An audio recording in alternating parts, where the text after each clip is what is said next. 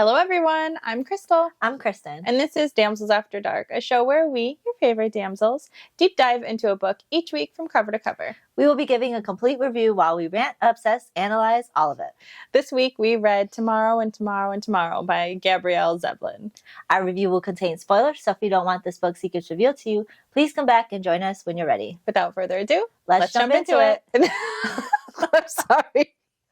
There was a laugh coming and I couldn't stop it.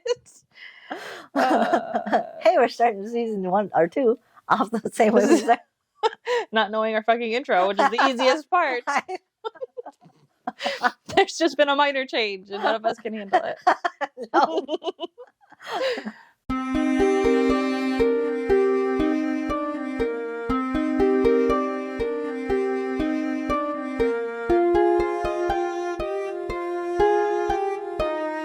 So I really like what you've done with our backdrop here. Oh yeah, I set our date You did. for today. It's super Valentine's, which I really love the aesthetic. It's so cute. It's so cute. I was excited. I went to Target. It's not sponsored by Target, but it should be sponsored by Target. Because they have the best, like, cheap but not looking cheap Yeah. decor. So I went all out. I was like, pink, red. We had a really cute ooh la la light down here, but you can't see it on the camera. No, it's just like a blur of fucking color. It's still there. The ambiance is there. Yeah. It's beautiful. We've got the vibes going here. I love Valentine's Day decor stuff, but I do not like Valentine's Day itself. I like the idea of getting food and candy and all that stuff, but as of like having to deal with going out and trying to like get a date is just horrendous. Yeah, I don't think I've ever really fully partaken in the celebrations. Bless you.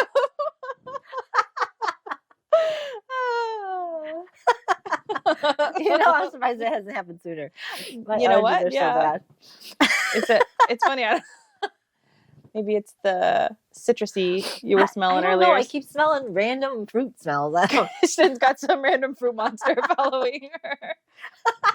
We also, for some reason, have some shadow monster also following us today. I don't know why we've got double shadows here. Today's an off day, apparently. We tried to get rid of the shadows. The shadows are just never. We really go away. came in with like some love vibes, and the universe was like, no, the darkness is still upon you. Yeah, I was mad that we were talking shit about him last episode. Yeah, it's okay.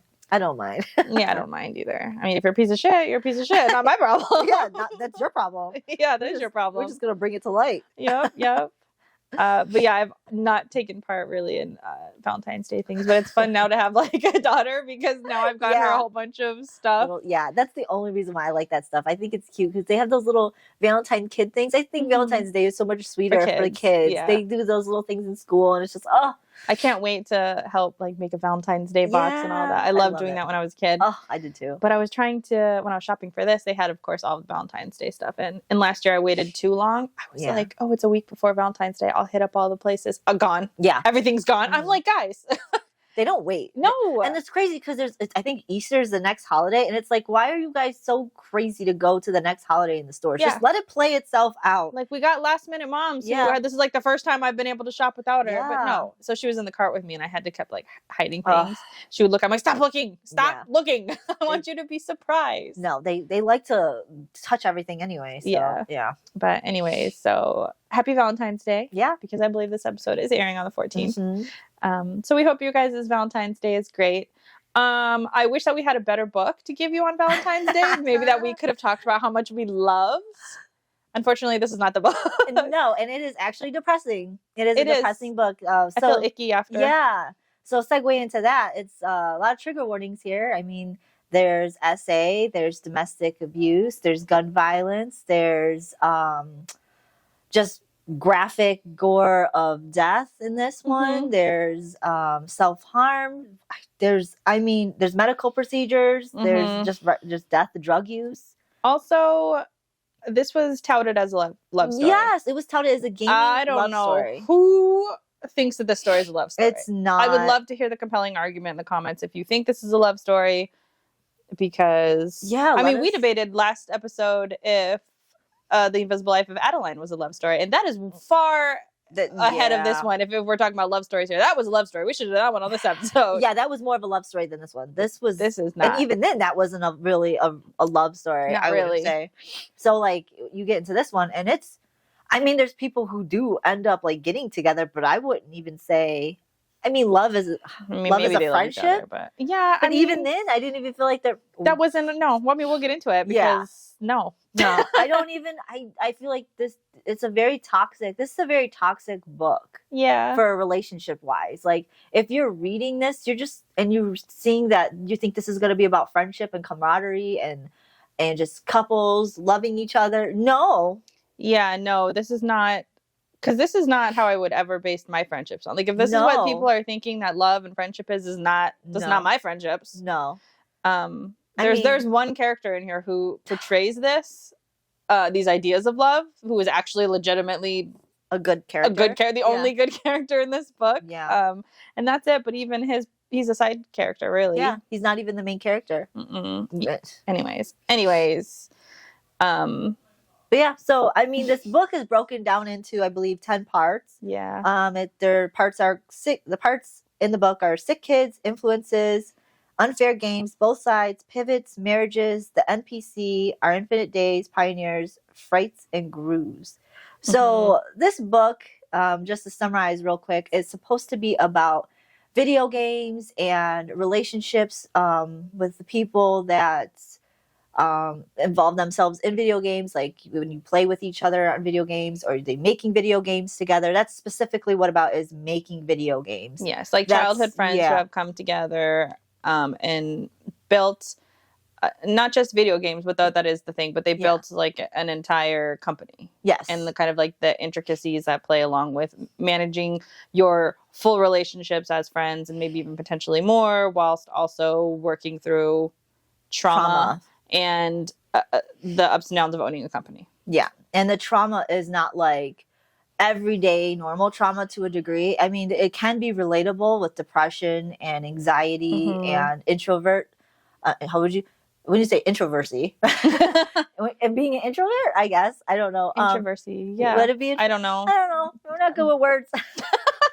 You haven't got that already. But yeah, it's dealing with everyday life and trauma, as well as, like you said, running a company. And these are they're young kids. They start off, even in the beginning of the book, they're early 20s, late teens. Yeah, 19, I think 20. Sadie's 19, and I think he's like 2 years older than her. Sam is. Yeah, so like it starts off right away with these two characters, and as the main characters is Sadie and Sam. Sam's a boy and Sadie's a girl, which you would find very easy to kind of know that, but for some reason I struggled even thinking Sadie was a boy and Sam was a girl. Like the whole time I kept figuring, who's the girl, who's the guy? That's who's funny. The girl? Who's the guy? Yeah, I don't like when authors put names too close to each other. Yeah, and when you've got especially if you've got a group of them. Yes, it's hard to keep them straight. Yeah, it's like Sadie and Sam. I don't like that. I can't stand that the characters' names are so close together. And also, this is one of those books that aren't. It has it dabbles in a variety of different cultures as well. Yes. Like Korean American, Japanese American, just Asian American mostly is that community. Which, I mean, it's great and all, but I feel like it didn't really do too much in the cultural background. It talks about the racist and sexist issues that arrive in the video game world, in the world, at all. But I felt like it still lacked a lot of like involving the culture into their background as characters. It talked about their family members, but I didn't really sense that they were Asian American. Me either. Even though they talked about it. If they didn't talk about it, I wouldn't have sensed that. Yes. They didn't draw, say, like a lot of inspiration into their art, which is what they were producing, from any sort of cultural background. Really at all. I mean, they sort of used... other than like the video game culture, that's really that was really talked about. Inside, that's where they actually put their culture into it. I mean, I think Sadie is Jewish. Yeah. So, I mean, she mentioned a little bit about, just her background, but like it didn't really make me feel like the characters were fully instilled into their culture. Yeah. And maybe, I don't know if it's because they were Americanized. Maybe. But they still didn't even really talk about their family that much unless somebody died. No, and it was interesting because I did like them bringing up certain aspects of this because they talked about essentially the first game that they make is based in Japanese artwork, Which, I love Ichigo. that. Yeah, I love that game. And Sam is doing an interview, I think, with Wired Magazine, and they're asking him about the appropriation of that culture. And he does this great speech about how he's talking about not wanting to live in a world where only Europeans pull from European art and produce European art. And it's a continuous cycle. And only Asians produce that, because as somebody who's mixed race, you belong to neither of those worlds. And as somebody who is mixed race, I felt very connected to a lot of the things that they were talking about, because that was kind of a central theme. No, it wasn't a central theme. It was like a side thing, but they would bring it up consistently, that how they were mixed race. I don't think Sadie is, but Marks was another character, and Sam are both mixed race Asian. Yes. And so they dealt with a lot of not fitting into one specific culture. And I love that. I did. But I do agree it was not talked about enough in that it wasn't like included in their artwork, or it didn't show through anything that they actually produced. It was just like side comments here on the back of appropriation or on the back of racism. Because they even talked about Marks, who is the side character, which we love. Yes. He also dealt with it because he wanted to be an actor. And he felt like he was going to get nowhere having parts because he was Asian American and he wasn't able to get any parts except for little shit parts. And then they even casted him out of them most of the time. So he decided not to be an actor, but to become a producer for Sadie and Sam's video game, because he actually...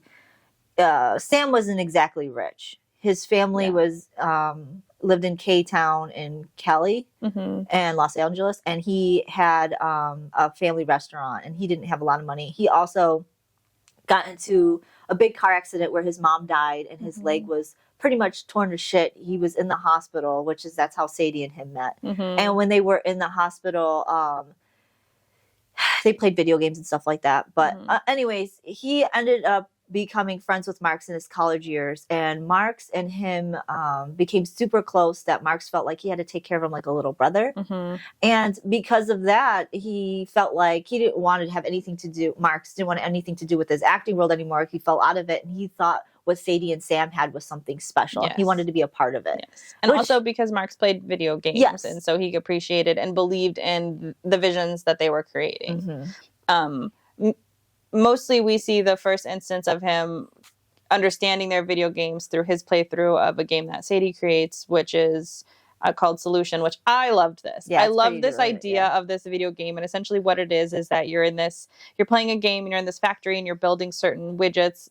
And you can either go for a high score, which means that you're producing these widgets faster and shipping them out, or you can spend your points that you're gaining. Instead of putting them towards your high score, you can buy information about the factory that you're in. And essentially you're choosing between gaining information and losing a high score, or going for the high score. And if you go for the high score, she congratulates you at the end by calling you a Nazi. And essentially when you zoom out of the game, it is that you are working in a factory to assist the Nazis. And if you had put your points into learning information, you'll learn this earlier. And so you can play less of a role. Yeah, and being a part of whatever the Nazi. I love this idea. This was so cool. And it was so cool to see, because at this time that she's producing this, she's 19. And so it was such a student thing to do. And also she almost got kicked out of school because one of the students was very offended. I don't know why you're so offended. Oh, because she was... There's a backstory a little bit on Sadie, which I kind of want to talk about. So Sadie ends up being friends with Sam in the hospital, which is very controversial to me, in my opinion, how she became friends with him. Pretty shitty in my eyes. She ends up, first was just genuine. She ended up seeing him in the rec room, and they ended up playing video games. And Sam never really spoke because of his issue with his mom dying. So Sadie was the first person he spoke to in a long time. And they ended up becoming really good friends over a video game. I don't remember what it was, but they talked about the Oregon Trail, which is very essential to their friendship in the future as well as the past. Anyways, she goes home with her grandmother or her mom. Her mom. I think it was her grandmother. I think her grandmother talked to her later. I think her mom does. Yes, her grandma was opposed to this. Yes. Her mom says, "Hey, the doctor and the nurses say that Sam, the boy you're talking to, never really talks. So do you want to do community service and be his friend?" That's right. Yes, because the nurse had pulled the mom aside. And that pissed me off. She agrees to it, but she doesn't really believe it's that big of a deal. She ends up putting all her time in, even though she goes way above it. She was supposed to do 20 hours. She's doing 609 hours of being Sam's friend. Yeah. Sam ends up finding out because Alice is her sister who has cancer, and that's why Sadie is there. Yes. So she gets to fight with Alice and goes to the rec room and finds Sam. Anyways, they end up having this friendship over a period of time, and Sadie doesn't think anything of it. Alice ends up telling Sam that, hey, my sister's only friends with you to put in her hours for her timesheet. Sam ends up finding out, gets really upset, and then doesn't talk to Sadie for 6 years. Yes. And they were like 10 and 12. Yeah. When they were friends. When they were during over the course of time. Yeah. They end up being friends for a very long time. So 609 hours, but doesn't say how many hours in the week. Just a 609 hours. That could be like years. Yeah. And I believe so. I believe it was. Yeah. So yeah, but then they stopped being friends for 6 years. Yeah. And then they meet each other in college. Well, where they're both at a train station. Yeah, but they're both in college. Yes. Sadie went to MIT, Sam went to Harvard. Or I'm sorry. Yes, you're right. Did he go to Harvard? Yes, he went to Harvard. He's at Harvard with Mark. That's right. Yeah. That's right. So that's pretty much where the story ends up, like most of the bulk of the summary. Yeah. But to just dabble in this, go into a little bit further, Marx ends up becoming so they end up making a video game company, and Marx ends up becoming like the big producer of it, and like has people come in, and because their video game company ends up starting to slide downhill. They don't make as much money after some of the video games that Sadie is making, and Sadie and Sam end up having these huge arguments. They don't really talk, but Marx keeps holding the company together, and he ends up doing interviews for people, and they end up finding these two guys, Ant and what's his name? Simon. And they're a gay couple who create video games. And they're really good, and they actually make this game that they wanted to call it Doppelganger High. Or no, Doppelganger Lover Doppelgangers. So, yeah, something like that's like so bad. Name. And they were Simon was really interested in keeping that name. Yes, but they ended up changing it to, I forget the name of it. Something. It was like Counterpart High. Yeah. That was what it was. And it was for 4 installments, which I think is so cool because it was supposed to go through high school. And it was an online gameplay. So it ended up working out really well. It made the company flourish. So Marx ended up continuing with the company. But then Sadie and Sam made another game called Both Worlds. This is very important because this ends up stemming from a lot of issues. They got bad reviews, and Sadie was the one that ended up going on tour, and she got into shit about it, and she didn't like it. So they end up creating another game based off of that because it was split into 2 worlds. Sam made one side, Sadie made another. But Sam's side ended up becoming the online gameplay where people were they were allowed to get married. They were allowed to have full lives in this community. And people were pissed that people were allowed to do same-sex marriages. And it sparked a lot of controversy. Because this was in like 2001. Yeah. And so it was right after what inspired this is Ant and Sam. In San Francisco, they were allowed to get married, so they got married, then it was revoked. And so Ant and Sam were kind of upset after that. And so they decided, well, let's make the perfect world in Maple Valley, is what it was called. And so they did that. And then once they allowed same-sex marriage within their game, people were upset about it. And some dude's wife met some chick on there, and then she left him, and they got married in real life. And so he blamed Sam, and he came down there to go threaten Sam, was what he told his other friend. Yeah. And Marx, I love Marx. I do. He handled this so brilliantly. He did. But he goes, and at this time, Sadie and Sam were off. Touring. Well, they were on tour. Yeah. And Marx really tried to handle it, go down there and talk him down from the situation, and he ends up getting shot. And then he ends up fucking dying. He ends up getting shot saving Ant. Ant, because Ant was not supposed to come downstairs. He sent everybody upstairs. He did everything he could to like handle this situation, and somebody fucked it up for him. Yeah. And he ends up dying saving somebody. Yeah, because he ended up jumping in the way of the gunfire. And then the gunman killed himself. Yeah. And so it's so crazy. But they were that was so upsetting. It was so upsetting because that was the only character I cared about. And so the way they told Marx's story too, which was so sad. He ends up telling it like a video game, like he's a bird over a field, and he dives down into the field to get something. I don't remember. Strawberries. Yeah. Because it's based off what the story his mom tells Sadie when they're in Tokyo or Japan. Yeah. So he ends up flying down to get the strawberry, but he ends up dying. Yeah, he gets shot by a hunter. And then ends up getting a screen that says, "Do you want to replay?" And he says yes. But then the next time he replays it, he knows not to go down in the field because it's a trap. Yep. Oh, And also, it makes me wanna it is cry. yeah. And then also we're in his head while he's essentially laying comatose in a hospital bed, so he can hear things around him. He's going back through flashbacks of incidents that happened between him and Sam and him and Sadie, because essentially they were all college friends. Yes. They created a business together, and then eventually him and Sadie get together, which yes, and they have she's pregnant. She's pregnant at this time. Yeah. Mm-hmm. Oh my God. Even to okay, so I have to go back a little bit. So even though we love Marks, the one character I hate the most is Dove. Oh yeah, whatever the fuck Dove, his name. Yeah. So anyway, I do hate him. Sadie is when she's in college, she ends up going through massive depression at one point because she's dating her professor, who's a sexist piece of shit. I fucking hate him. But he's like big in the gaming. Yes, world. he's like because he did this programming. He engineered a program or whatever. And he's like one of the popular games, Dead Sea or something like that. Yeah. So he ends up like become a professor. And Sadie's like adores him, and she gets with him as she's creating these games. And while she does, he does some disgusting things to her. He like handcuffs her to the bed naked when she wants to go somewhere or do something, and he doesn't like it. Yeah. And then like he'll just sexually assault her, even though she doesn't really say no. She just lets it happen. She would say because it's easier. That still doesn't mean it's right. No, that's still sexual assault in my eyes. Yes. And so he would do this, and she would be bruised. She would be. And the guys see it, Marks and Sam see it, and they don't say anything, but they know it's bad and they know it's wrong. So anyways, Dove is a piece of shit. They end up using his algorithm or his game engine. Yeah, because essentially the first game that the company makes, Unfair Games, which I love the title of I do too, is a game called Ichigo, which is about this little boy, or well, it was a non-gendered one at some point, but it ends up being a little boy. I liked that too. Yeah.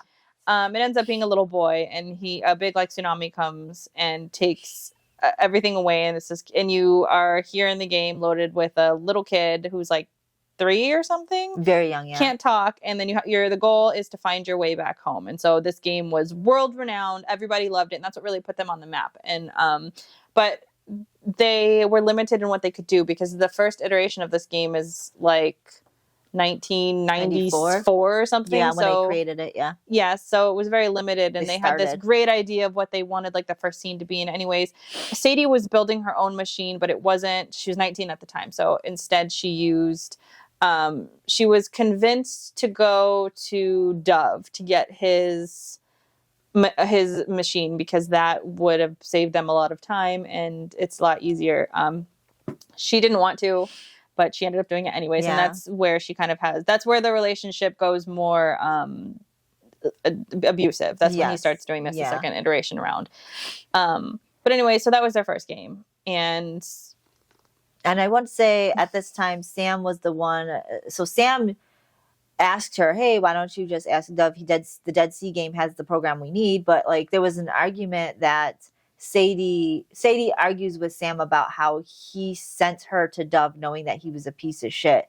And there's argument there to say that maybe he didn't know he was a piece of shit. He just knew that was her ex-boyfriend. He didn't know to the extent. And he tells her. So the whole time in this book, nobody is actually talking to each other about their trauma. No. Sam keeps his trauma to himself. Sadie keeps his trauma to herself. Marks is the only one trying to get them to... Marks is the one who sent Sam to go help Sadie through her depression. Yes. The reason why she was depressed had nothing to do with Dove being her ex-boyfriend and breaking up. I thought it was. And I was like, get over it. It was actually because she had a miscarriage. Oh, no, abortion. She had an abortion. Abortion, yes. So... it was just like, okay, I get that. I get that you're depressed, but at the same time, it's like, Sadie, you are an insufferable person. Like, you don't talk to anybody. You cast your friends aside. And then when people else have problems, you don't care. You only care about yourself. Yeah. And she did that throughout the whole book. And Sam just let it happen. Yeah. Sam would have all these trauma issues. When he would talk to her about it, he'd be like, hey, you're not the only one with issues. But he didn't say that until Marks dies. Yeah. It was too late at that point. Yeah. Yeah. They never fully communicated about what any issue was. Sam did try. But Sadie, and the problem is that this becomes a rift between them, that whether or not Sam knew he was convincing Sadie to go back to her ex-boyfriend to get this game engine. That was a big rift because Sadie believed, for whatever reason, which I could never wrap my hand around, why her immediate thought was that all Sam does is manipulate her. Because Sam had never done that. And Sam adores her. And so the fact that immediately and it's consistent. Yeah. From this moment for the rest of the book, I'm reading about how everything Sam does, he's a piece of shit and he has ulterior motives and blah, blah, blah. And it's like, I've never seen this. Me neither. Because even if he was blinded to the fact that, like, maybe he just didn't care or he didn't know the extent of, like, how bad the relationship was, he didn't make you go. If you had told him, I don't want to use this engine, he would have fully supported her. Yes. But he gave her the option, like, hey, we should use this engine. You have connections to him. And we do kind of need him to promote the game. But if you don't want to do that, Sam would have supported either decision. But she blames him for manipulating her to go back to Dove. And then blames him for how that relationship ended up becoming domestic abuse. It's sad. And I'm like, and he even tells her, I didn't tell you to go back and be with him. I just told you I needed the fucking engine. We just need the engine and his connections. That's all we needed. If you didn't want to do any of those, okay. What drives me crazy is in the future, she ends up still hanging out with him. And Dove did shittier things to her than Sam ever did.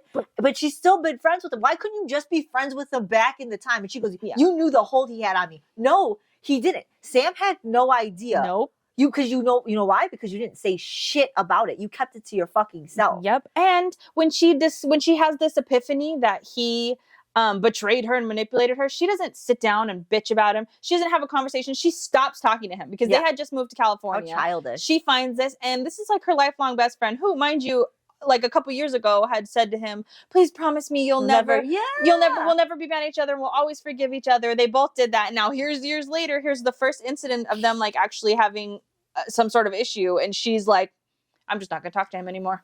But we moved to California, we started a whole life. Yeah. And he just got his leg amputated. Yep. He just got his leg amputated. And meanwhile, like, she also, when she was 12, she did that whole thing with the timesheet and didn't talk to him about it. But she wanted him to just get over it. Yeah. But like anything she does now is, oh, you need to get over it. But when he does anything, it's, oh, you were an adult. I was a child. Okay, well, then when they're going to their 30s and 40s, she looks back at it and she's like, I was a selfish prick. Yeah. It's like, yeah, Sadie, you were a fucking selfish prick. You were, and you still are. Yeah. Yeah. And what gets me too is when Marks ends up dying, she ends the baby and she ends up going to postpartum, which I understand. I get it. She ended up shutting herself in her own place and didn't want to do anything. Mm-hmm. So Sam creates, and this is so romantic to me. This is so romantic. He creates a whole game based off a whole world. Yes. A whole world, a whole almost like an MMORPG or something like that. Mm-hmm. He ends up creating this whole world based off of the Oregon Trail, Harvest Moon, and Animal Crossing, which Harvest Moon and Animal Crossing are one of my favorite fucking waste my time type of games. But then Oregon Trail is just one of those are just funny games. Well, they have a history with Oregon Trail, so they call it the Pioneers. He creates this whole thing. And you could live in this world. You could do all this stuff. And I don't know how she didn't see that was Sam. Yeah, well, she admits to it later that she knew it, but she didn't want to know it. She wanted to ignore it. Because they have this whole life on there. Because essentially she meets this. So essentially the game is like you load and you meet the mayor and then you go off and you can have your plot of land. And so she does that for a while. And then she meets an NPC who's a doctor. Well, she thinks it's an NPC. Well, she thinks it's an NPC. It's the doctor. But he says and does a lot of things that are very Sam. She willingly ignores the fact that it's Sam, and then she comes to find out that it is Sam who did go, and that's like so romantic to not only to build this game, but then he created this character to give her comfort because she essentially just like withdraws. Yeah. Once Marks dies, she's done. She leaves the office, which makes sense because he died in the office. She never comes back. I get that. She goes recluse and literally dumps the entire company on Sam. Yes, Sam is doing full responsibility to do all of that. She never said thank you. She never cared, and then she just continued to recluse herself when she had her child, and then this was the game that she played. But what sprung him to do this was that she put an Easter egg in her last big game that she did, which was like a theater game inspired by Marks, and she put in there essentially like an Easter egg, which like if you picked you're like trying to solve a murder. If you pick certain characters, then like the story goes in different directions, like choose your own adventure. But if you pick this one character that's undisclosed, has no name, then you can go see a cutscene of an actor who's doing a specific scene, which is the tomorrow scene, and it was Marks who she had put in there. So he sees this and he's like, the way to get to Sadie is to build her a world for her to like find peace and comfort in. So that's what he does. But she's so upset about this. She is so, when she finds out that it's when she finally understands that it's Sam, she's so upset about it. She's like, don't call me, don't talk to me, don't find me. And just like, girl. Yeah, and he even tells her, he's like, I love you. All those things in there are me. She's like, you tricked me. You pretended to be somebody. He's like, no, that was me. I just never told you all this stuff. And he's like, Sadie, you're not the only one who's alone. I'm alone. And then she finally realizes, like, she's able to get all this money because she's a partner in this company. Sam is the one keeping it afloat, and she's just getting money. Yeah, doing nothing, not working, nothing. And Sam is doing everything. And it's so sad because when Sam's point of view, he's like, I need to make this company run. What do I need to do? I need to be like Mark. So he becomes Mark. And they say something really, really touching in this. They say something about how your mind creates an AI version of a person, but eventually, as years go on, that AI starts to deteriorate in your head of that person. So, but Sam kept Marks well alive, and his AI head of Sam kept Marks alive in his AI head of what Marks would do, and it was so sweet to see that he became like an outgoing person. He threw parties for people. He put his best foot forward. And just did what he became, Sam and Marks. Yes. He even started telling Sadie how it really is. And then he ends up being recluse a little bit because his grandfather dies. Finally, when Sadie wants to reach out, it's like Sam's not available now. And she's getting upset. It's like, motherfucker. I can't stand Sadie. She's trying to reach out at the one time he needs somebody. And she's making it about herself. Yes. Yep. Always. I can't stand this girl. Yeah, I couldn't stand her either. How she ended up with the best character in the book, I don't understand. Because Marks is, I mean, if you want to talk about the love aspects of this, Marks is the only one who demonstrated full unconditional love because he took Sam, who was this super introvert kid with a limp leg, with a lame foot, and literally did everything for him, anticipated his needs, did all these things without asking. Marks came from more of a higher up class and knew that, Sam didn't have a lot of money. So he would leave like expensive coats. Hey, I'm not gonna use this. Maybe you want to take it, or things like that, or leave him gift cards when he was going. Like Sam went out of his way to care and anticipate needs for Sam. And the reason I don't like Sam is because of his nonchalantness towards this. It's like he'd never appreciated anything that Marks did. And then when Marks and Sadie start being together, then he's rude to him. Then he's calling him boring. And he's saying all of this bullshit. Say, the boring thing got me because he goes, he won't do anything. The only reason why he's around is because he just wants a boring life. And if you ask him who his favorite character is in the Odyssey or the Iliad, it's Hector. What a boring person. Tamer of horses. It's like, actually, you'd be breaker of horses. And then also when the explanation he gives is like, what's an honest work? It's like he works hard every day and he does this great, like he had this great explanation for it. And it's like, no part of that was more. No, I love Hector. I mean, I love Hector in the story. I also like Achilles. Like I love, which is great, I have to say, because also we're reading a book, Circe, which like most of these books have the Odyssey and Iliad in it, which is crazy to me. They blended so well. And like the art, how this blended in with, and then it also had the cranes, the folding of 1,000 cranes, even though it was a little bit different. The one in this one was like, oh, then you get good blessings for healing or health or something. Because they were doing that at Marx's bedside when Marx was dying. Yeah, his mom was. Yeah. And then it's him. But anyways, I fucking hated both of these characters. Yes. So I could not stand either one of them. And while I could have been more gracious towards Sam, his complete lack of appreciation and care for Marks drove me crazy. And the fact that even with this unappreciation, Marks was still there. And during their like budding beginning, Marks took on the producer role, but literally he did everything so that all they had to focus on was the game. And everything. And I want to be honest with them. They did a shitty job of being partners in making the game. They were back and forth arguing. I do not know how they were friends and coworkers. Yeah. I do not know how Sadie and Sam, and to add to that, at the very end, when Sadie and Sam end up becoming friends again, he ends up telling her, I want to make a game with you. And she's just like, is that even a good idea? He's like, probably not. But every time I see you, I'm going to say that because we are good together. Mm-hmm. In a sense, they are. Mm-hmm. In a sense, they do hit off each other's creativity. But they're children when they work together. They are bickering children, and they don't actually state what their issues are. Yeah. They just yell and scream at each other and then walk away from each other because they're fucking immature. Mm-hmm. I cannot handle it. And she's got a kid, and she still acts the same and doesn't mature at all. And it's like... Especially after a trauma of losing, The father. the love of her life Yeah. or whatever she wants to fuck call, though I don't think that. I don't think it is either. Like... And then another aspect of this that I didn't like is that it felt very much, when we were in Sam's point of view, that the love that he had for Sadie was very platonic. Mhm. And that was the vibe that I was getting. But then as we got closer to the end, it felt more like he wanted it to be romantic, and that kind of bugged me because it's hard to, like, I wanted to read a story about a man who loved a woman that wasn't platonic in this sense, because that's the sense it was giving me, and that was platonic, because that's what it was giving me. Like, this is a story of two people who were so good together and were best friends, and they worked well together.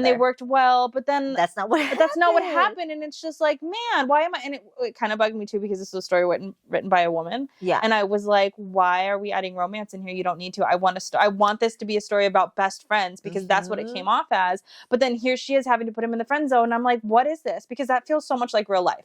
Like, sometimes guys are easier to hang out with, and especially in your world with video games, that's all guys are around. And I don't want to always be like hit on by a guy that I'm playing video games, or have to think that, oh, am I being too nice to him, that he's going to like me? Yeah. That's always a threat. And Sadie, being in this environment, had the same issues. So it was so refreshing to have somebody like Sam, who in his mind, when we were reading from his point of view, was very much like, I love her.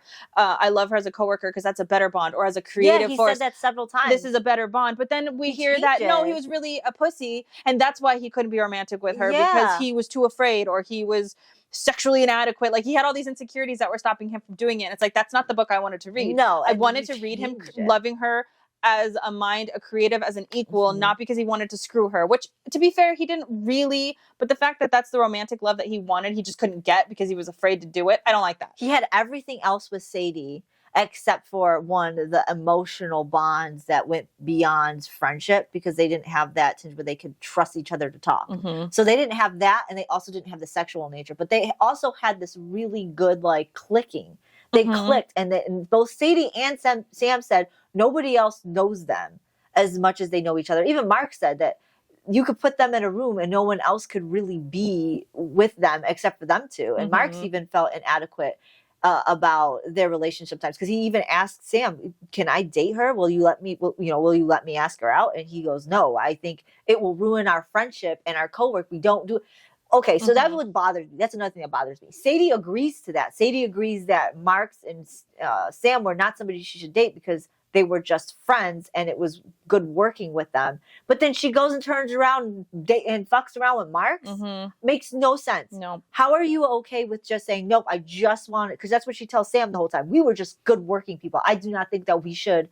She, like you said, she put them in the friend zone. But, like, she didn't do that to Marks. And she goes, what kind of person do you think I am for you to think all those insecurities you have? Those are yours, not mine. But, like, you still didn't give him a reason why you're not attracted to him in that way. That made no sense. And, like, I guess you don't need to. You could just say, I'm not attracted to you. But she didn't say that. She just said, what kind of monster do you think I am? But then she would tell him, I love you. Yeah. I love you, Sam. Yeah. So it was confusing on his part. Yeah, because she would be like, what we have is beyond a romantic love. And it's like, okay, cool, but you're still not explaining to him why it's not a romantic love. Yeah. And maybe you don't owe him that, because you don't owe anybody if you don't want to be romantic with them. But this is a guy you're saying, I love you to. Yeah. You're saying all this shit to. Maybe at least explain to him instead of making him more confused. Yeah. And then she was mad when he wouldn't say it back. She excused it, but then when she was thinking about, well, he never said he loved me back either. But now he does. Like, and now she's like, no, we're just friends. Yeah, I don't understand. It was confusing.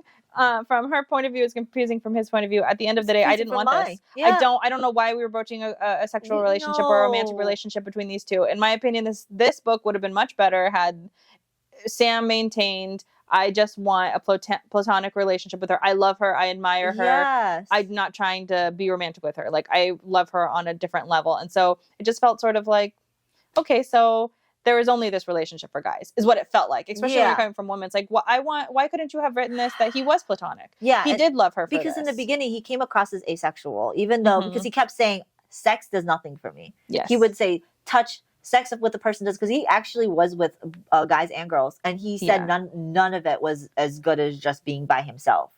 And so I get it, he's asexual, but then why is he not asexual at the very end? Yeah, why is he upset that he didn't have a romantic relationship? And even when he finds out, care about that. When he finds out Sadie's pregnant, when he finds out Marks and her are actually together, he's like so upset. Why did you have to go after her? She was mine. And it's just like, oh my God. But she wasn't, because you didn't want that. Even in the beginning, he said he didn't want that. I mean, you could tell he loved her, but he was upset with what happened in the past. He thought she was only friends with him because it was a charity work. Which, when I was first reading it, I didn't understand why he was having those insecurities. And I was really bitter about it. I was like, here's a guy just wanting to be with a girl to fuck her. He's not trying to be friends with her. And then as I read on, I was like, oh no, Sadie's a bitch. Yeah. Yeah. But I was like, but then at the end, he was just wanting to fuck her at the end. And it's just like, So that's not what I wanted. You turned the whole thing up around on me. That's not what he was. No. He was an asexual male who didn't want anything but a working relationship with Sadie, and he thought they bonded well as friends over a video game. Loved her like family, and that's where it should have stayed. And he admired her, because I also want to add,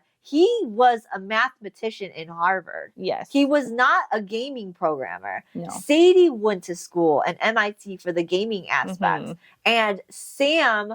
She gave the game to Sam to play, and Sam and Marks loved it. And then Sam went to Sadie when she was depressed, saying, why don't we make a video game together? We work well. So Sadie did most of the engineering and the hard graphic work. She taught Sam, and Sam taught himself as well, in order to become these programmers for video games.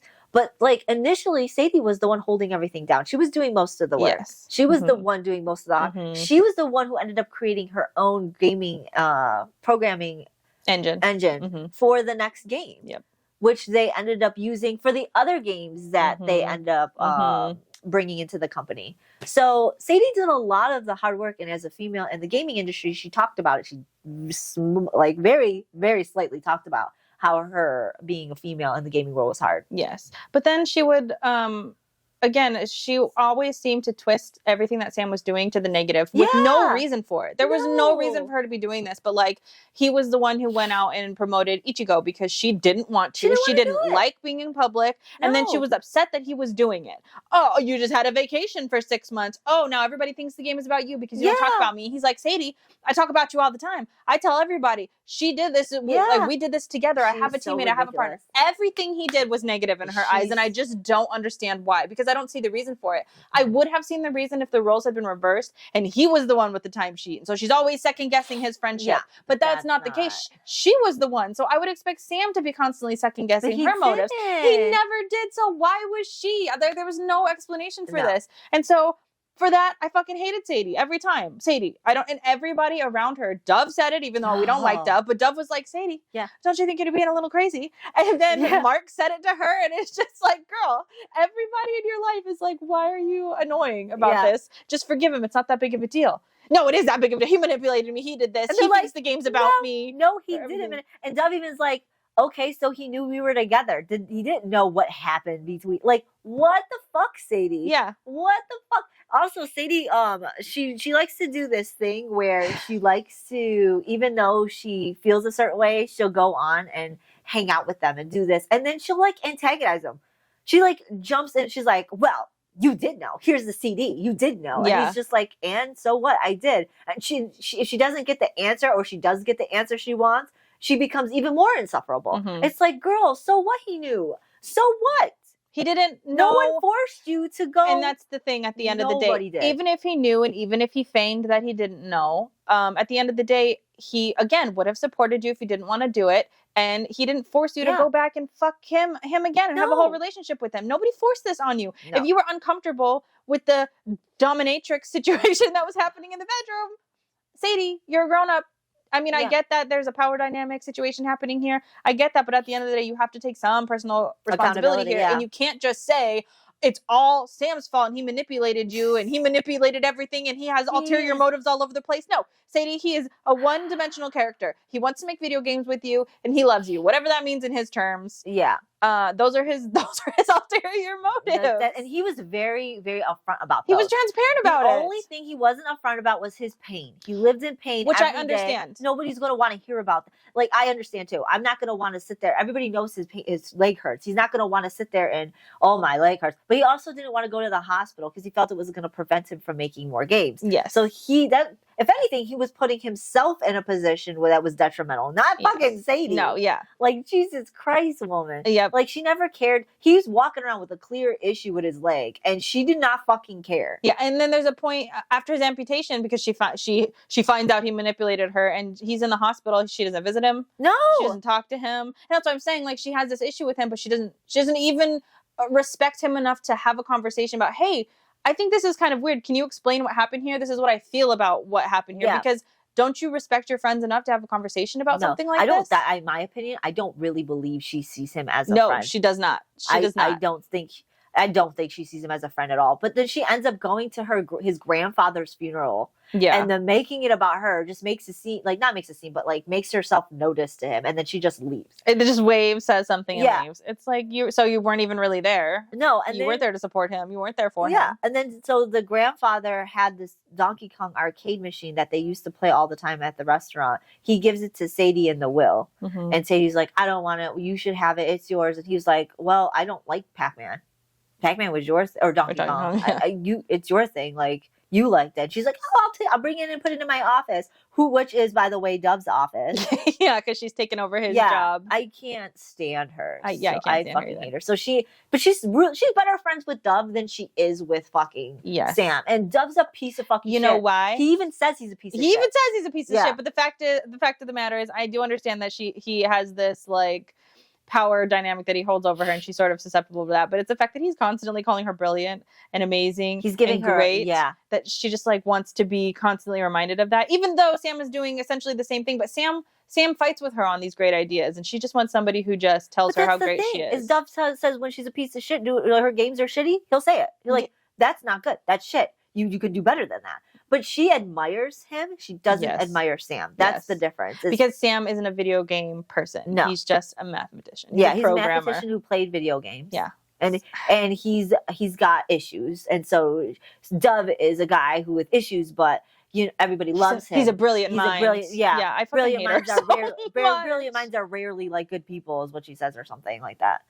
I don't know. Sam was far and away the better of the two characters here. I hate Dove. The only issue I have with together. They do. I fucking hate them. And the only issue I have with Sam really is his attitude towards Marks. I liked him towards Sadie. I liked how he would follow up with her. How he was a really great friend to Sadie. So it's unfortunate that he would be such a great friend to Sadie, but then such a shitty friend to Marks, who was the better of the two. I think, to be honest, I think he was a little jealous of Marks as a person. Oh, of course. I think he loved Marks. I think he did. He did. But I think he was also jealous. Everybody loved Marks. And that's why everybody said, how can you not love Marks? Marks is great. But also, he would date girls, and he would just date randomly. And he wouldn't even break up with them. They would break up with him. Yeah, he would plant a little seed in their head. Yeah, and they would willingly still break up with him and be friends with him. Yes. He was such a great guy that he didn't even treat them like shit. He just like, it started to dwindle out. And like you said, he'd plant the seed knowing that, okay, we shouldn't be together no more. And then the girls would break up. Yeah. He was such a great guy. He was a great guy. I wish that he would have stayed with Zoe. I do because too. Zoe was a much better match for him. Zoe was an artist. What kind of artist? She was a musician. So she did scores for a lot of their games. And I think she goes up to win like Grammys or something too for it. She would end up being at home all the time playing her instrument naked because she liked the vibrations. I couldn't stop laughing. She had to have them like on her skin and all over her. Yeah. And he's like, why wouldn't I break up with her? Because she's just so interesting to come home to. Yeah, I loved it. I liked her so much better than I liked I think they were better together. I was really taken aback when when Sadie and Zoe did acid or something, and then they went out to the roof. Made out. And they all made out. I was like, what is happening? What am I reading about? I don't want to. And he was like, no, I'll watch for a little. And then he watched, and then he kissed Sadie, and I was like, Well, Zoe wanted them to kiss. Please, all of this. Yeah, she put them together to And then kiss I like think- dolls, she said. Yeah, and Zoe was Zoe, man. I like Zoe. I like Zoe too. And Zoe was saying that it made her upset because she just wanted to see what it would look like. I think she already kind of knew they had like some kind of interest in each other. So it made her upset knowing that they looked cute together. And so she was upset about it. But yeah. But they were like, no, Zoe, don't be upset. We love you. And she's just like, yeah. No, I felt like Max and Sadie was or Marks and Sadie was better. Marks and Zoe were better. Marks and Sadie seemed forced. And it didn't make any fucking sense to me why he would choose her. And I keep being told over and over, Sadie's brilliant. Sadie's creative. I'm just like, all I see is that she's a bitch. That's really all I see. I see her. She's mean. Yeah. She's cold. She doesn't communicate. She may be brilliant. I liked her ideas, like her video games ideas. I liked her. I loved their game, Both Worlds. And this game had like one person was in a hospital. One version was in a hospital, and then they would go to some other version of their life where they were like a superhero. And it was such a great idea for a game, and it was Sadie's idea, and it was a really good idea, even though her side flopped and nobody liked her underground version, and everybody liked Sam's Maple Valley version. I think it was mostly the illustrations and the graphic design, because they did the graphic design on each side, and I think they said they liked and preferred the graphic design of Maple World, which is the real world entity of their both sides. Yes, but my thing was, I really, really disliked the idea that let me think for a second how this went. I really disliked how I think I wrote it down. Oh yeah, okay. So Sadie would talk to Sam in the closer to the end of the book about how times are different. We're lucky we were born when the times we were, because the time we built the video game, it was easy. It was free. We had more freedom to be able to do what we wanted to do. And it's not as overwhelming as it is today. You could just pick up anything online. There's so many people creating video games. And I agree to that extent that back in the 90s, in the early 90s, when video game creativity was, you had a vast open space to create and do different things. It was still new. There's still so many new things you could have done. Like now there's so much different things out there, and it's kind of almost always like it's almost something that's already been done. Sorry to say. But then Sam talks about it like, what do you mean? She's like, this generation nowadays they're always they built their character around their trauma, and all they do is talk about their trauma and this and that. We didn't do that, and it's like, and that was your downfall. That was your downfall. I don't think that the generational wars that people talk about, oh, this generation and that generation, I don't really like that. To distinguish the differences in generation is actually important, but to talk it as into negativity drives me fucking bonkers. I hate generational wars, but she kind of did it there, and I was really just aggravated by it, because she's sitting there talking about like, not talking about your trauma is a positive. No, bitch. Not talking about your trauma is what caused you all to have all these fucking mental issues and instabilities. All these fights and instabilities. And you're not growing up as a person. Yep. So you just sit there and dwell on it, and you had nobody and you were alone. How does that make you better? It doesn't make you stronger. And Sam made that point. No, it doesn't make you stronger dwelling in your depression alone. Yes. And also it comes at the end too, where she does sort of acknowledge that without the trauma that Sam had experienced, and they wouldn't have really forced through Ichigo as they would have without any of that experience. Also, that they got from being in the hospital that they ended up putting into Both Worlds. So it's like at the end of the day, you did utilize Sam's trauma. Yeah. Because she didn't really experience trauma until Marks died. That was her first real instance of trauma. Her real trauma is her abortion, because she got depressed. But her actual like trauma that was debilitating to a point where she was out for fucking years was Marks. Yeah. I think that ends up becoming part of her postpartum as well. Yes. So that kind of like ties in together. But she want to sit there and talk about how trauma defines the generation of today. It's like, girl, trauma defined your shit. You guys just ignored it. Yeah, and didn't utilize it in maybe a way that you could have. You half utilized it. Oh, well, I have these ideas about being in a hospital because I was in a hospital, but maybe you could have made a more deep meaningful game if you would have discussed your trauma more. They liked to pride themselves on the fact that they were really great friends, knew so much about each other, but they had things they kept super private. It's like, I don't know about you, but my best friend knows a lot of shit. Yeah. She knows a lot of shit.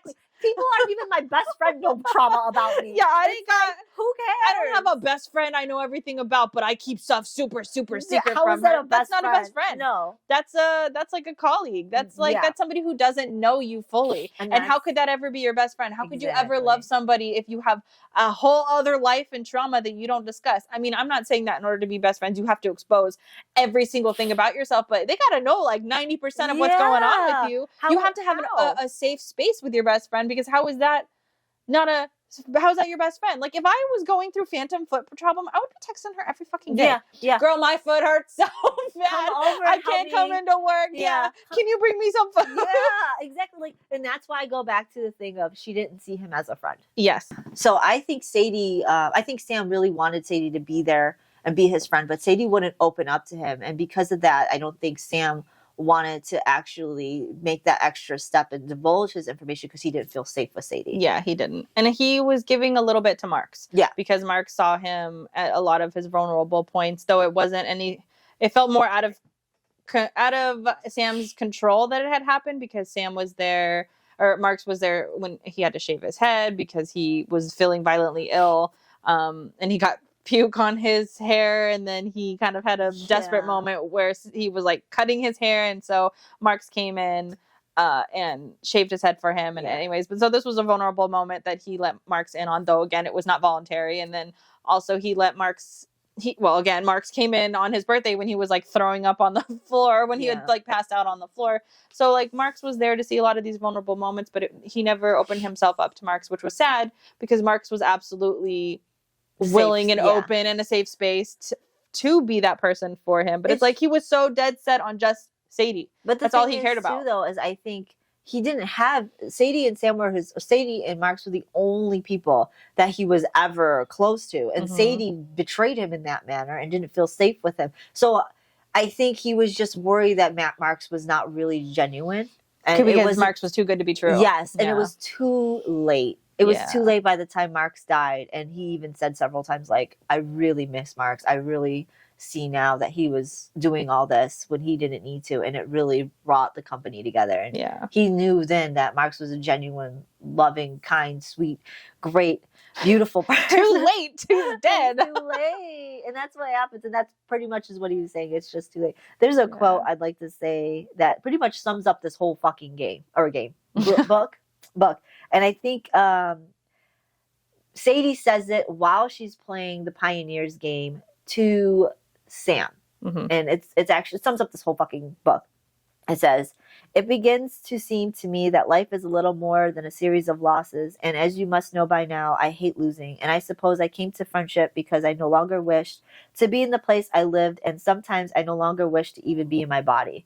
So it just displays wholeheartedly how they use video games as escapism, which I could relate to completely. Yes. I mean, that's what video games are. And so and that's the whole point of this book, even though you can kind of miss it while you're reading through a lot of the crap. Yeah. But it's pretty much essentially these people who have so much trauma and they use video games as a way to escape and use it as friendship as well. But in my opinion, they were so separated from their own reality on how to make friends in the real world that when finally they were in video games, they were easily able to do it. And Sadie and Sam, that's how they were able to bond at the very end, is they forget who they are in the real world and bond in the digital world, but at the same time they're still themselves. Yes. So it's like, why couldn't you just do this? Yeah. Why you're wasting so much time? Just be yourself in both worlds. For no reason. I mean, at the end of the day, I'm gonna fully put this on Sadie, because if she would stop thinking that everything that Sam was doing was manipulative or to his own agenda, that was really the crux of most of their fights. Because like, you're gonna have fights, especially if you're working together. And it's fine. I liked that they were fighting about creative things. Yes. Like, I liked that they didn't hold back and they were really at each other's throat. I mean, that's a sense of comfortability that you could really do that. But it's like the fact that she couldn't take that same, I don't want to call it respect, but the same sort of respect and have those same sort of adult conversations outside of whatever her real problems were. But she didn't. Instead, she just internalized things that he was doing and decided that's who Sam is, and I know who he truly is, and so I don't trust anything he does, without any explanation as to why, without any real substance as to that he betrayed you at some point. No, he didn't do any of that. He never did. He never betrayed her. I can't think of one instance where he betrayed her. I can't. No. I don't think of, I mean, you want to talk about the Dove thing with the video game, and that's what she claims is the betrayal, but okay, so. But it's wrong. Like, you're just wrong. That's not true, but let's just say it is, even though it's not. I disagree with that completely. But where else is the manipulation? That this is who he is at the core. He's got these agendas. No, there was never any of that. So because she couldn't get over that is why they couldn't be friends. I blame that 100% because it was nothing really on Sam's doing. So if she could have stopped being a fucking asshole. But what's crazy is Marks actually like tosses that fucking bullshit out the window. Right before Marks dies, he goes, I just like to add, it might not be the truth, but I think it is. If I remember, Sam was having an issue, couldn't get up off the couch, and I was the one who grabbed the CD and put it in. We didn't read it. Yeah. We didn't read the marking on your CD.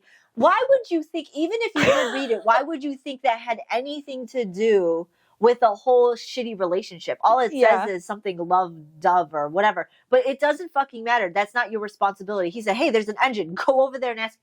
Yeah, let's go see this game and just see if it works. Like, you think, no, the fact that she thought they sat down or he sat down and plotted this whole fucking thing to get her to get this engine. Nobody cares, Sadie. No. Nobody cares. You could have said no. You could have said, I want to build the engine myself. Sam would have been like, all right, let's do it. So Marks and Sam played the game, and while they played it, they decided, the Dead Sea game, they decided that, we need this engine. This will be great with Sadie's idea. Yes. And so that was their thought. It's simple. Guys are not like They're that. not Guys complicated. are not going to sit there and manipulate you to get back in a fucking relationship with somebody else. Both of these guys actually like her. Yes. Why would they do that? Why would they do that? That's not what happened. Makes no sense, Sadie. Yeah. See, crazy. She makes no sense. It's crazy. So anyways, they decided that. They talked to Sadie. Sadie went and did it anyways. In my opinion, she was going to go. She just wanted any reason to go back to him. That's my opinion. That is also my opinion. I don't think it had anything to do with Sam. I think she couldn't wait for the idea of making an excuse to see him. Yep. So I don't know.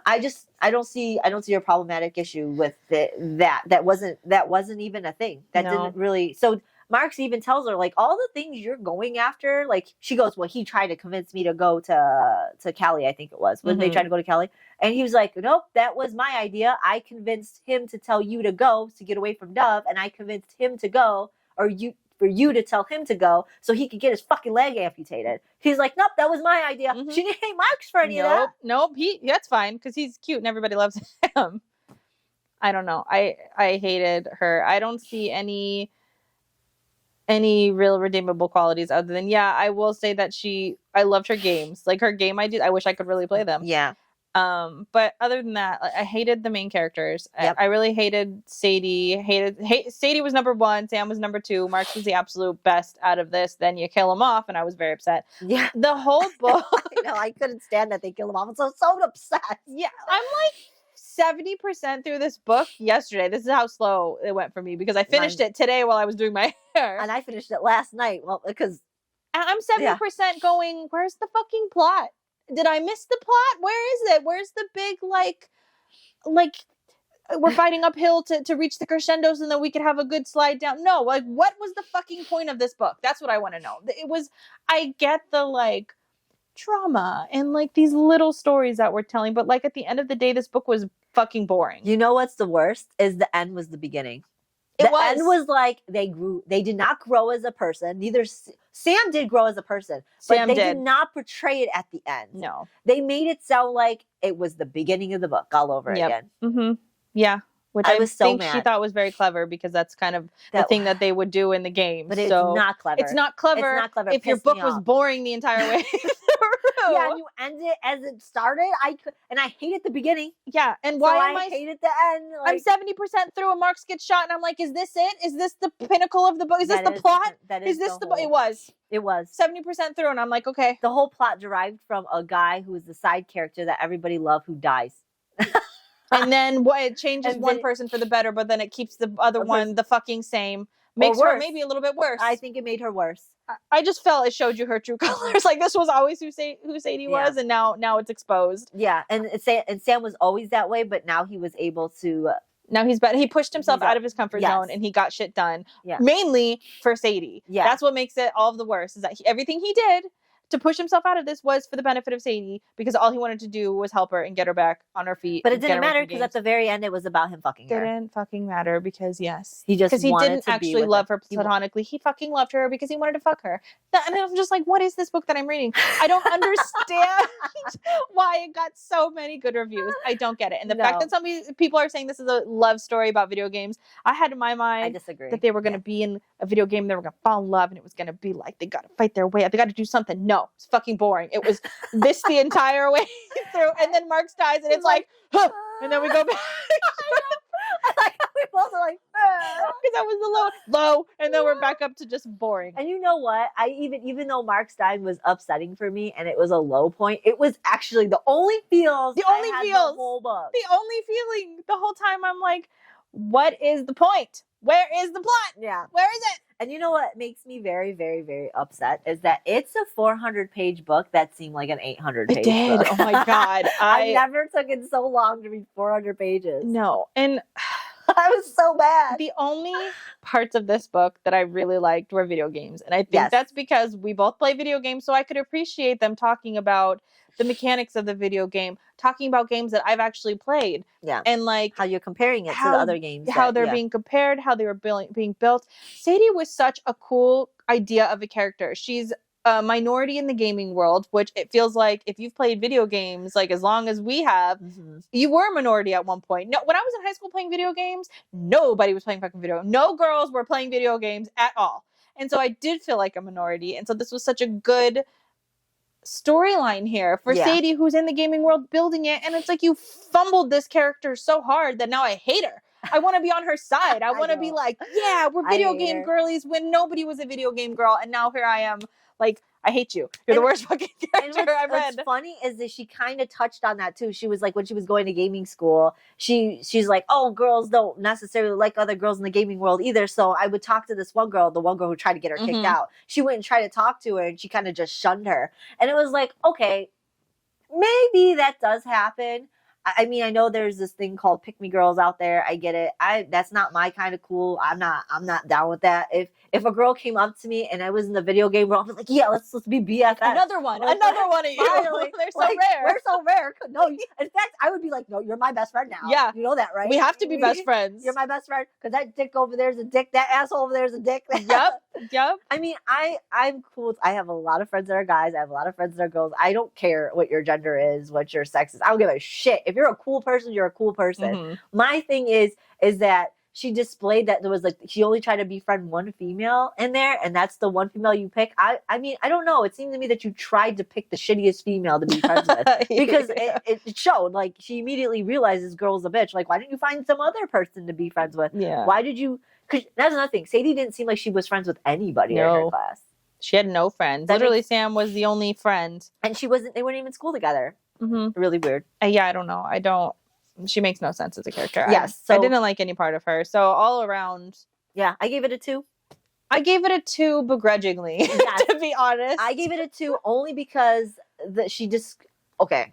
She didn't even describe the trauma good. No. I mean, I'm going to talk about this just slightly. It was like you're walking, like you even said this. They were walking around in New York City. Birds are chirping. Well, not in this particular scene. It was just like the stars are out. Yeah. The moon She's is like, beautiful I'm never tonight. going to move from New York City. I'm never going to leave. I love it here. And then bam, a person falls from the fucking high, like 6-story building. Yeah. Lands in front of her and Sam when Sam was a child.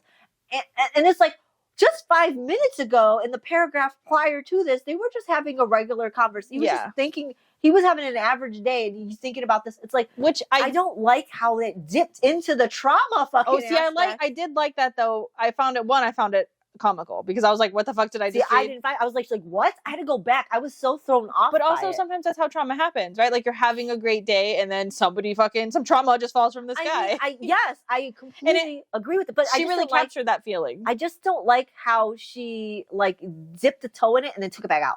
Yeah, she would do that because I didn't like that. She would talk about the person fell from the sky and then we're like back in present time. Yeah.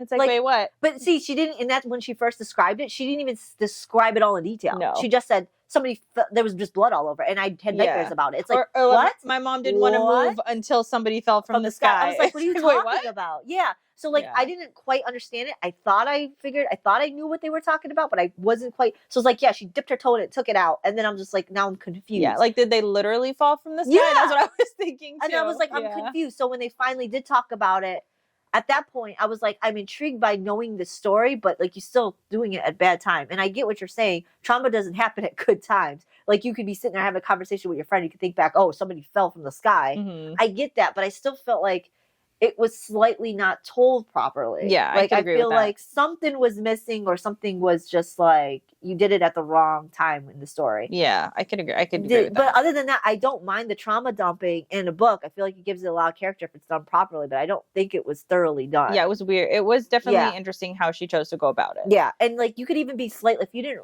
understand video games or play video games very often, and you even told Mark's story and his trauma when he was dying, you wouldn't quite understand that either. Mm-hmm. I had to go back and reread it because I was slightly tired.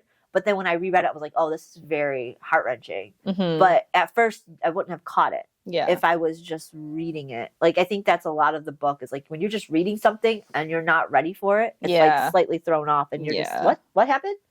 So I was confused a hot minute too when I was reading through it, because it reads a lot differently than some of the other chapters. Yeah.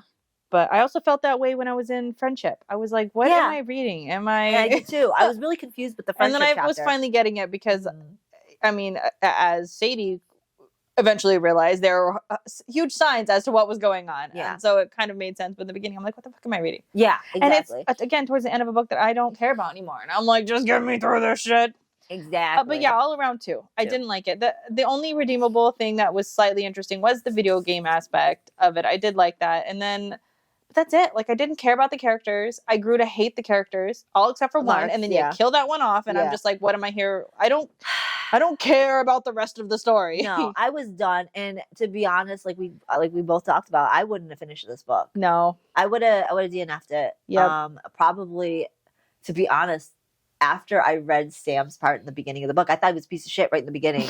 I wouldn't have continued if it wasn't, because like, I read the first thought process of him, and I was just like, I don't like the way he thinks. But I'm kind of glad I continued to read a little bit more, because I didn't really hate Sam at that much. After that, I really hated Sadie. So, but I really felt like a 2, only because, I don't know, I felt like they had a little bit more character and a little bit more story that I liked, versus hating it completely, because I didn't absolutely hate the whole book. There were parts that I did enjoy, but not a whole lot. I don't know. Like, I'm trying to think. That's why I say I begrudgingly give it a 2, because I don't want to say that I hated it, but also when I think about why I would give it a 2, not a 1, I can't really give a reason, because I didn't like it. I just like the video game telling, like you just said. the video game telling. Yeah. I liked the video games that they created. I liked the story behind that. Like, I guess that's the only reason why it's a 2. Yeah, it's a 2, because I also hated Anna's whole part. Like, I didn't care.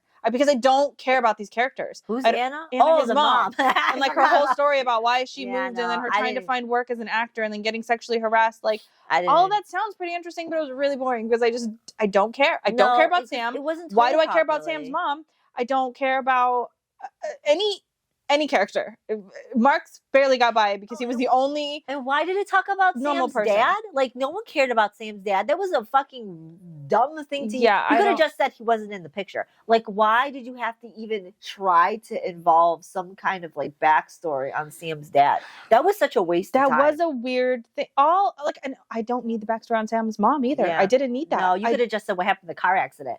And if you literally could have just painted that picture for me. Yeah. I didn't even need the POV of the car accident when it happened. No. You could have just kept talking about it as you were, that it was just a thing that happened and we don't need to revisit it. But like, I had to have a whole scene about it. Yeah. I had to have, it's like she wanted me to care more about Anna's death. So then she wanted to put me in Anna's world and then learn about Anna. So when the car crash happened, it was more impactful. But sorry, you're telling the story way late, and I'm already. Yeah, I already so don't late. care. Yeah, it was. I would have stopped probably about halfway through. At 50%, I was like, I'm still here. I would not have made it to Mark's death. In my mind, he would have lived.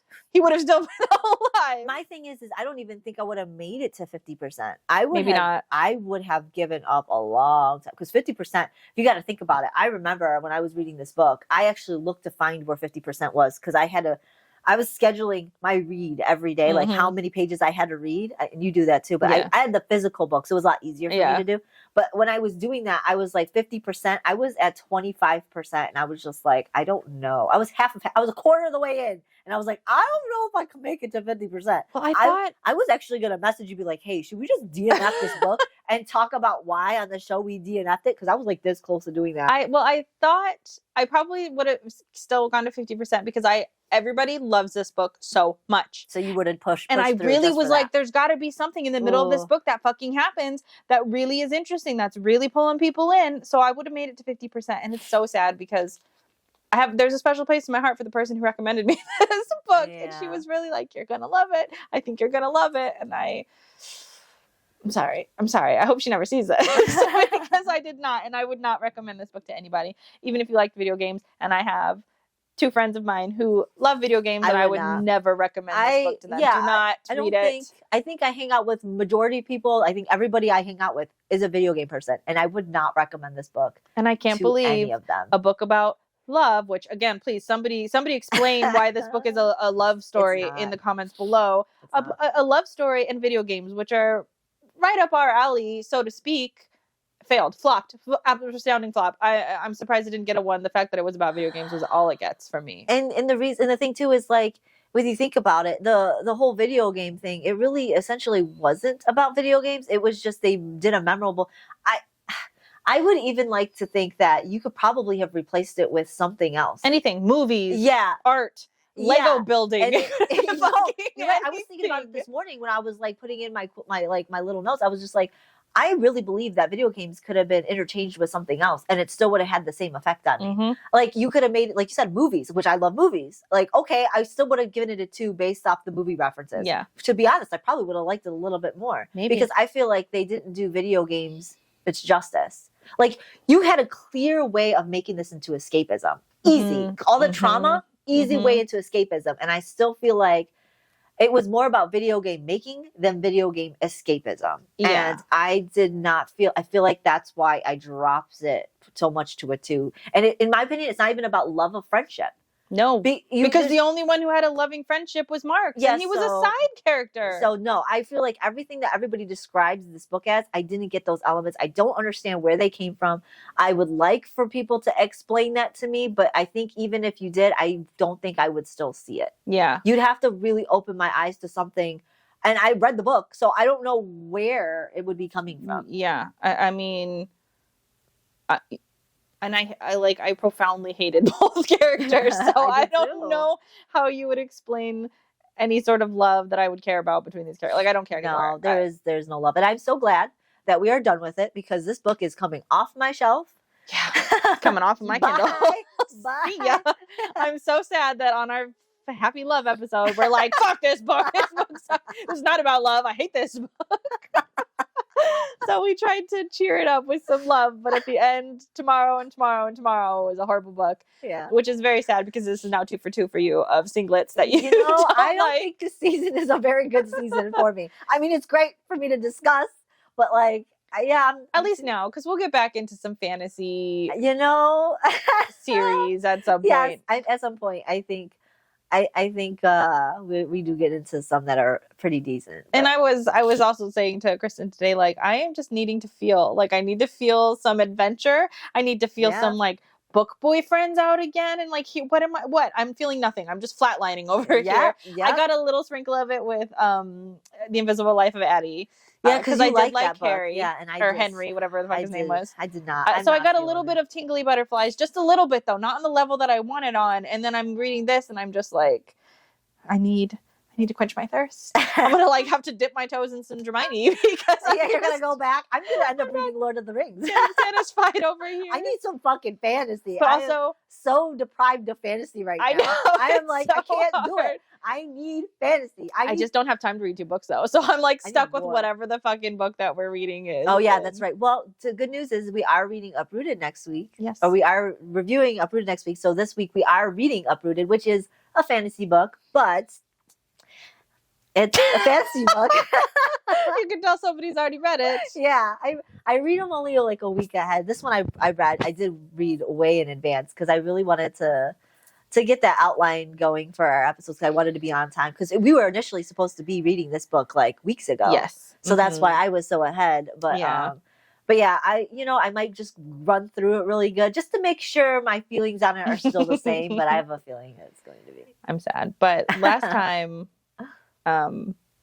I did like the book that you didn't like. So I'm hopeful that maybe I'll like Uprooted. I'm hopeful too because we need those. We can get that contrast. Yeah, I did like that. Yeah. Though it is fun to both unanimously dump on a book that we both well, we just did that. Yeah, so like, we did that this week. It's like Kingdom of the Wicked all over again. I almost hate this book more than Kingdom of the Wicked, even though I rated them. I do because the second book was at least decent. The second book was good, and there was at least a plot. There was an adventure. There was a crescendo in the middle. There was like we went up, we went down. It was bad. I think I hated the main character less because I just hated her because she was dumb and she did dumb things. But like Sadie, like I actually hate you because like you were just an insufferable person. You're insufferable. Like I just don't like you as a human. And Amelia was just dumb. You're just 18 and you're dumb. Like well, that's annoying. She's supposed to be 18. She's supposed to be 18 and dumb. It's like Sadie. I lived a life with you. Like I went from 19 to what, like 35 or 40 at the end. She was 40, yeah. And you're still just insufferable. Yeah, fucking sucks. Anyways, sorry. Thumbs down for us on this one. Not a fan. Maybe next week. Maybe Uprooted will be better. But yeah, so come join us next week. We're on Fabled now too, and so we have like little book clubs that we'll do for each book. So right now we'll have done. I already had Invisible Life. Now we'll have tomorrow up, and then next time we'll also have Uprooted. So come join us on there. We can actually talk live about the books as we're reading them. Yep. Don't forget to like, subscribe on any of the platforms that you're on so you can follow us and keep updated on what we're doing. Yep. All right. We'll see you here next week for Uprooted. Bye.